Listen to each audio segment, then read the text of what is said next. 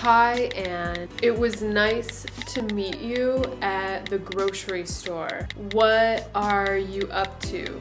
Hi, Bob. It was nice meeting you too. I'm just organizing my coffee mug collection. What about you? I'm about to indulge in my daily nap.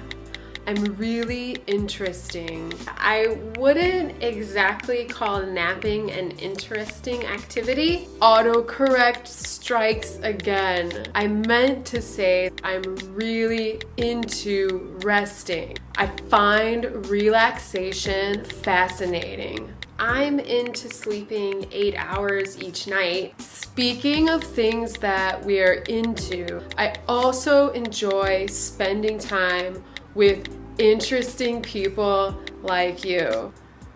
Are you free on Saturday night?